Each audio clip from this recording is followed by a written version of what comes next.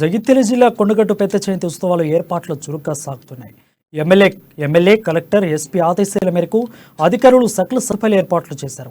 ఉత్సవాల కోసం అదనంగా 50 సీసీ కెమెరాలు ఏర్పాటు చేశామని, పారిశుద్ధ్యంపై ప్రత్యేక దృష్టి పెట్టామని ఏఈఓ చెబుతున్నారు. అంతేకాకుండా గుట్టపైకి ప్రత్యేక ఆర్టీసీ బస్సులను వేస్తామన్నారు.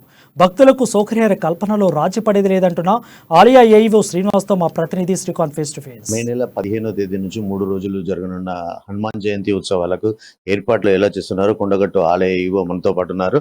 వారిని అడిగి మరిన్ని వివరాలు తెలుసుకుందాం. సార్ చెప్పండి, జయంతి ఉత్సవాలు ఎట్లా జరుగుతున్నాయి, ఏర్పాట్లు ఎలా చేస్తున్నారు, ఎంతవరకు భక్తుల సంఖ్య ఉంటుందని ఎక్స్పెక్ట్ చేస్తున్నారు? శ్రీ ఆంజనేయ స్వామి దేవస్థానము కొండగట్టు ముత్యంపేట విలేజ్ మల్యాల మండలం జగిత్యాల జిల్లా యందు స్వామివారి పెద్ద జయంతి ఉత్సవాలకు సందర్భంగానే తడగల పందిళ్లు విశ్రాంతి కోసం వేయబడాయి మరియు లైటింగ్ అరేంజ్మెంట్ అనేది చేయబడి ఉన్నది. అదే విధంగా కొనసాగుతుంది. సీసీ కెమెరాలు కూడా దాదాపు 40-50 పైన, అంటే ఒరిజినల్ గా కూడా 64 నడుస్తున్నాయి పర్మనెంట్ బేసిస్ లో. ఇంకా అదనంగా కూడా 40 సీసీ కెమెరాలు ఏర్పాటు చేయడం జరిగింది తాత్కాలికంగా. మరియు ఈ నెల 20 తారీఖు తర్వాత కూడా కొంత సమన్వయ సమావేశం ఏర్పాటు చేయవచ్చు.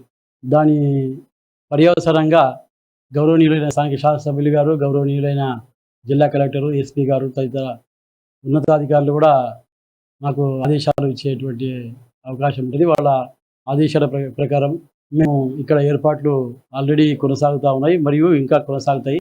ద్విగుణీకృతం అవుతుందని చెప్పేసి నేను తెలియజేసుకుంటున్నాను. ఇప్పుడు ఇక్కడ జరిగేటువంటి ఉత్సవాలు కూడా భక్తులకు రాగానే వాళ్లకు మాలా విరమణ అనేటువంటి జరుగుతుంది. తదనంతరము కళ్యాణ కట్టలో వాళ్లకు తలనీలాలు సమర్పించుకుంటారు. తదనంతరము కోనేరులో స్నానం చేయబడుతుంది. కోనేరులో ప్రతిరోజు కూడా నీళ్లు నింపడం జరుగుతుంది. షవర్ బాత్లలో కూడా దాదాపు 120 వరకు షవర్ బాత్లు ఉన్నాయి. కోనేరులో కూడా నీరు ప్రతిరోజు మిషన్ బయట వాటర్ అనేటువంటిది నింపబడుతుంది. కాబట్టి ఇప్పుడు కోనేరులో నీళ్ళు అనేటువంటిది చాలా అత్యంత శుభ్రతమైనటువంటి పవిత్రంగా ఉంటుంది. కాబట్టి భక్తులు చాలాసేపు అందుట్లో సేద తీరి తమ యొక్క మొక్కులు తీర్చుకోవడానికి దర్శనంకు వెళ్తారు. భక్తులు జేఎన్టీ కానీ ఇక్కడ కింద నుంచి వచ్చే వాళ్ళకు కూడా మన దేవస్థానం తరఫు నుంచి ఆర్టీసీ బస్సులను దేవస్థానం వాళ్ళే హైరింగ్ చేసుకొని వాళ్లకు భక్తుల్ని కింది నుంచి జేఎన్టీ నుంచి గుట్టపైకి తీసుకొని రావడానికి మేమే వాళ్ళని సహాయ సహకారాలు అందిస్తాము. భక్తులని ఇంకా ఎక్కువ భక్తితో వచ్చే విధంగా, ఎక్కువ మంది వచ్చే విధంగా మేము ప్రోత్సహిస్తున్నాము. మరియు వాళ్లకు దాదాపు 2 లక్షల పైన కూడా భక్తులు వచ్చే అవకాశం ఉంటుందనే నెపంతో వాళ్లకు ప్రసాదాలు కూడా ఏర్పాటు చేయబడుతుంది.